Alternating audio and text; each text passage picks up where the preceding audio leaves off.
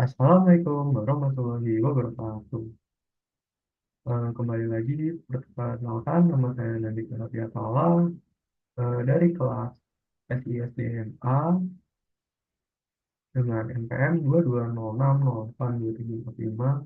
Jadi pada kesempatan ini saya akan menjelaskan tutorial lab 3 mengenai struktur organisasi dan job description. Oke, langsung saja. Jadi sebelum kita membuat struktur organisasi. Nah, di sini saya akan menjelaskan terlebih dahulu tentang instalasi modul ekstra yaitu HR Organizational Chart. Jadi yang pertama, saya mengunjungi dulu apps.udu.com. Di sini saya melakukan instalasi terlebih dahulu eh, modulnya. Setelah terinstall, seperti tutorial sebelumnya atau lab sebelumnya, saya ekstrak isi filenya, lalu saya pindahkan ke directory di mana saya menyimpan add-ons dari Udo di posisi directory ini. Nah, setelah itu saya ke localhost atau ke tampilan utama Udo di localhost 869. Nah, pada kali ini saya akan membuat database baru di mana saya tidak akan mencentang demo datanya karena saya akan membuat database sendiri.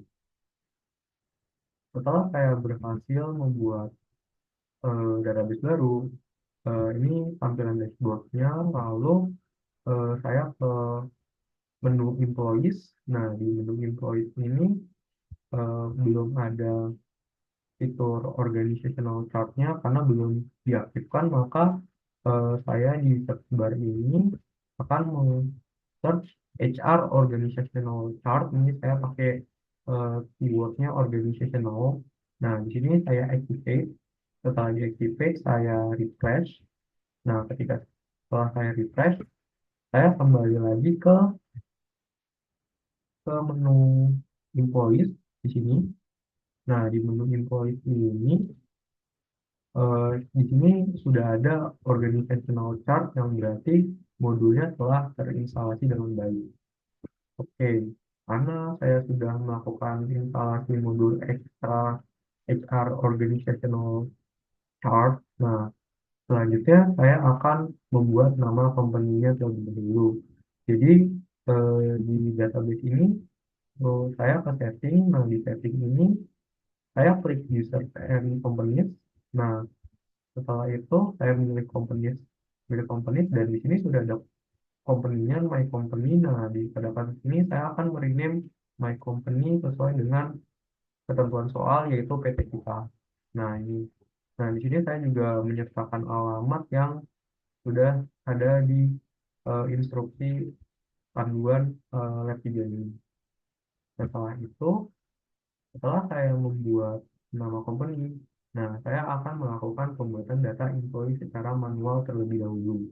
Nah, bagaimana caranya? Pertama, saya akan membuat departemen terlebih dahulu. Jadi saya ke modul employees, lalu saya ke fitur department. Nah, di departemen ini baru ada satu departemen yang bawaan ibu yaitu administration. Nah, di sini saya akan klik new. Nah, di new ini saya akan membuat departemen warehouse yang sudah didesain ke saya. Pada tugas kali ini saya akan membuat departemen warehouse. Nah, setelah dibuat, selanjutnya saya akan membuat job position-nya. Nah, job position itu bisa diakses pertama kita ke eh, modul employee-nya, lalu kita ke di navbar ini ada configuration. Nah, di configuration kita ke recruitment dan kita pilih job position. Nah, di job position ini kita klik new. Nah, di new ini saya akan membuat eh, sebuah jabatan atau pekerjaan yang namanya warehouse logistics coordinator. Jadi, warehouse logistics coordinator ini adalah salah satu job yang ada di departemen warehouse PT kita. Nah, setelah dibuat, ini udah dibuat. Selanjutnya, saya akan membuat user. Nah, di user ini bukan di menu employee, tapi ke setting dahulu. Nah, di setting, ini ke user and company. Cuman bedanya, kalau tadi kan kita ke company untuk membuat company, ini kita ke user. Nah, user ini masih ada satu, yaitu admin, yaitu saya. Dan saya akan membuat user baru. Nah, pada kali ini saya akan membuat user yang bernama Waru dengan email address berikut yang sudah menjadi instruksi di soal untuk saya. Nah, setelah itu, setelah membuat department dan eh, job, membuat job, lalu membuat user, sekarang saya akan membuat invoice. Nah, invoice itu caranya adalah saya ke menu invoice. Nah, di invoice itu nanti saya tinggal klik new. Nah, di new itu saya tinggal masukkan namanya Waru berdasarkan user yang telah saya buat. Lalu jobnya itu saya tulis warehouse logistik koordinator berdasarkan job yang telah saya buat sebelumnya, dan di departemennya itu saya assign ke warehouse di mana departemen yang saya buat juga. Ini nomor work mobile sama work phone dan work email ini juga udah sesuai ketentuan soal, work address-nya juga sudah. Nah, di sini setelah membuat info ini akan ada nih waru yang telah dibuat. Nah, untuk membuat info baru itu bisa klik new yang tadi, nanti tampilannya seperti halaman ini. Oke. Nah, tadi kan saya sudah membuat data secara manual. Nah, bagaimana kalau kasusnya itu datanya banyak? Kan tidak mungkin kita membuatnya secara manual karena kurang efisien. Maka di sini pada dulu kita bisa membuat yang namanya import master data. Jadi kita tinggal mengimport eh, data yang berasal dari Microsoft Excel. Oke, jadi ini master data yang sudah diberikan pada soal lab. Ini di master data ini ada 4, ada department, ada job position, user, dan employee. Nah, setiap spreadsheet ini saya akan download dan saya simpan di komputer saya, nanti saya akan import. Nah, sekarang kita ke departemen dulu. Nah, tadi kan saya udah buat nih departemen warehouse. Nah, untuk mengimport master data yang departemen, saya harus menghapus terlebih dahulu yang departemen warehouse-nya agar tidak terjadi tumpukan. Karena di data departemen yang ada di Excel itu ada juga warehouse. Nah, caranya saya tinggal klik warehouse, lalu di sini ada eh, kayak setting, di situ saya bisa milih delete. Nah, setelah di delete, nah, saya ke menu utama departemen lagi, lalu saya bisa klik favorit. Nah, di favorit itu ada import record. Nah, di situ saya klik. Nah, setelah saya klik, tampilannya seperti ini.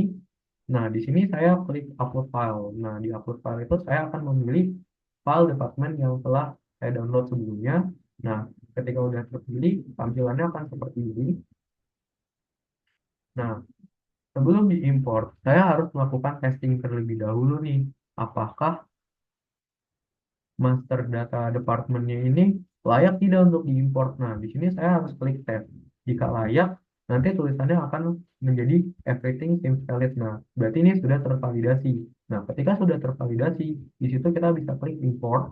Nah, setelah kita klik import, tampilannya akan seperti ini, di mana banyak departemen baru, ada accounting and finance, production, warehouse, human resource, sales, purchasing, yang eh, nama-nama departemen ini ada di Excel-nya departemen. Nah, di sini invoice-nya masih nol karena kita juga belum mengimport invoice-nya. Oke, selanjutnya setelah departemen, di sini saya juga akan melakukan hal yang sama pada job position. Jadi, tadi kan saya udah buat eh, job position juga kan. Nah, dengan cara yang sama saya delete. Nah, setelah itu saya klik favorit juga di bagian menu job position ada di belakang halaman ini. Nah, lalu saya klik import record juga. Nah, setelah itu saya import file. Nah, di sini saya pilih job position. Nah, setelah terpilih, tampilannya akan seperti yang departemen tadi. Lalu langsung saya tes. Nah, setelah dites ternyata semuanya tervalidasi dengan baik. Nah, setelah tervalidasi dengan baik, saya import juga dan hasilnya seperti ini. Ini job position yang ada di PT kita, mulai dari yang ada di Departemen Accounting and Finance, Sales, lalu ada purchasing, production. Ini job-jobnya nih lumayan banyak. Dan yang terakhir ada warehouse. Dan juga ada human resource. Oke, tadi sudah departemen dan sudah job position. Nah, selanjutnya saya akan mengimport data user. Jadi kalau di user itu bukan di employee tapi di setting. Nah, di setting tadi kita pilih yang user and companies lalu ke users. Nah, Waru kan tadi saya sudah buat. Nah, Waru ini di delete dulu biar nanti tidak tabrakan dengan Waru yang ada di master data. Setelah di delete, nah di sini saya klik yang eh, klik menu yang sama yaitu favorit. Nah, di favorit import data record lalu upload file juga. Nah, di sini saya ambil menu user. Nah, habis itu saya tes lagi dan everything seems valid. Dan ini hasilnya ada nama, ada emailnya. Ini semua user sudah diimport berhasil. Nah, ini nama-namanya dan cukup banyak. Dan yang terakhir adalah saya akan melakukan import pada employees. Nah, employees ini harus diimport, menurut saya harus diimport paling terakhir karena dia terikat dengan departemen, terikat dengan job position, dan juga terikat dengan user. Jadi dia memang lebih baik diimport yang belakangan. Nah, sama sebelumnya employees yang sudah saya buat, saya delete dulu, lalu saya ke favorit. Nah, di favorit ini saya import record, lalu saya lakukan yang sama, saya upload filenya. Setelah sudah, tampilannya akan seperti ini, lalu saya klik tes lagi dan hasilnya seperti ini, tidak ada masalah, semuanya valid. Nah, setelah berhasil saya klik import, nah tampilannya akan seperti ini. Ini nama-nama employees-nya. Oke, karena tadi saya sudah mengimport master data, baik departemen, job position, users, dan employees. Nah, pada bagian terakhir, saya akan melakukan pembuatan struktur organisasi. Nah, di pembuatan struktur organisasi ini, saya hanya fokus pada departemen yang telah didesain kepada saya, yaitu departemen warehouse. Nah, oke. Oleh karena itu, saya akan melakukan duplikasi kepada database tadi.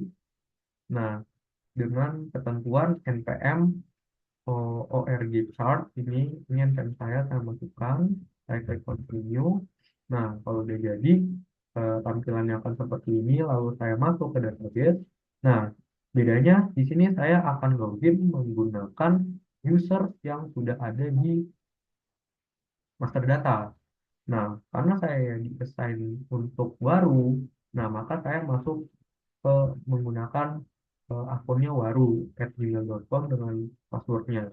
Nah, setelah login, nah saya berhasil masuk ke tampilan, lalu saya ke menu employees. Nah, di employees ini kan banyak ya eh, employees yang bukan di warehouse. Nah, saya harus hapus dulu karena saya hanya akan membuat yang untuk warehouse. Nah, ini saya hapus semua, saya checklist semua, lalu saya delete. Nah, setelah semua delete ya sisanya yang tinggal di warehouse saja. Nah, di warehouse ini kan manajernya masih kosong ya. Nah, di sini saya akan eh, menentukan siapa manajer dari setiap employee. Nah, caranya adalah saya bisa lihat ini kan ada jobnya ya. Ada jobnya, ada staff warehouse, ada kepala seksi, ada warehouse logistik. Nah, setelah saya analisis nih pekerjaan-pekerjaan yang ada tuh, akhirnya strukturnya seperti ini. Jadi top manajemen itu warehouse manager, di bawah warehouse manager itu ada kepala seksi, ada juga warehouse logistik koordinator yang dia mengawasi proses dari eh, dari apa? Dari logistik, dari inventory, dari operasional, itu ya tugasnya itu. Nah, lalu di bawah ini ada staff warehouse outbound yang di bawahnya kepala seksi outbound, lalu ada warehouse incoming, lalu ada warehouse FG Supertruck, dan ini ada juga warehouse WIP. Nah,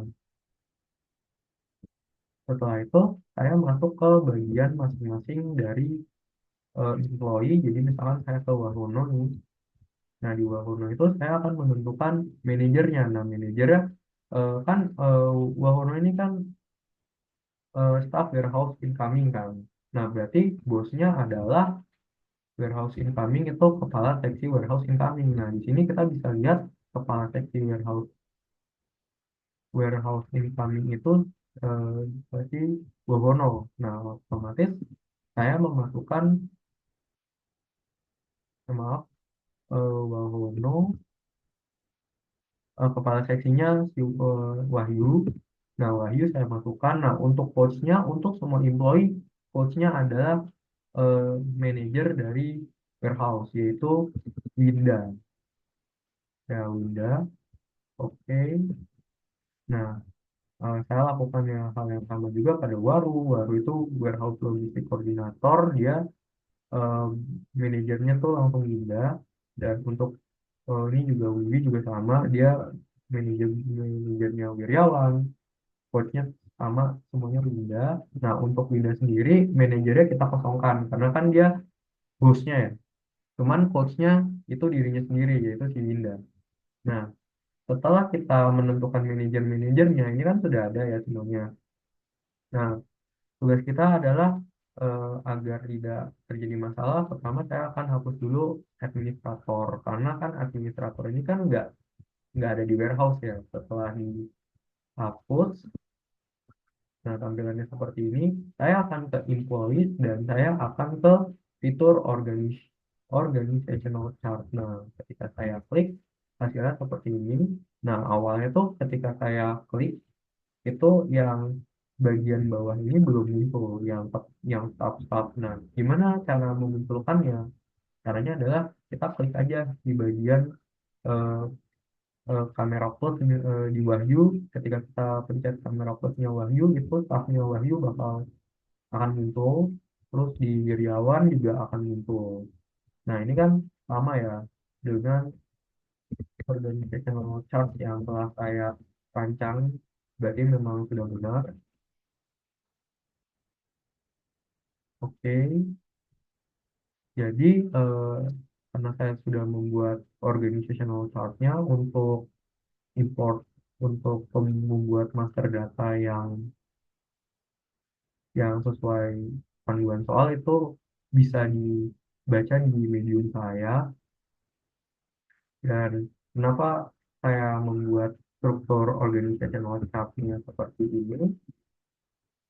ini agar memudahkan proses organisasi. Jadi ada yang jadi kepala seksi di mana dia bertanggung jawab terhadap staff, dan juga ada yang menjadi koordinator dan spesialis di mana dia mengawasi proses yang di mana dia tuh seperti dia bisa terhubung di dua divisi, bisa di incoming dengan outbound atau di VIP dengan FG. Pokoknya dia mengawasi proses. Kalau yang kepala seksi itu dia mengawasi staff gitu. Jadi dengan ada dua pengawasan itu tidak akan terjadi masalah baik secara pekerja maupun secara proses. Oke, jadi sekian dari saya. Tadi kita udah eh, menjelaskan HR organizational chart-nya, gimana caranya diekstrak, gimana cara diinstalasi, lalu pembuatan nama company, lalu pembuatan data secara manual, dan import data juga, dan yang terakhir membuat struktur organisasi atau organizational chart-nya. Jadi sekian dari saya, mohon maaf bila terdapat ketidakjelasan dalam menyampaikan. Saya mohon maaf bila terdapat kekurangan maupun kesalahan. Terima kasih atas perhatiannya. Wassalamualaikum warahmatullahi wabarakatuh.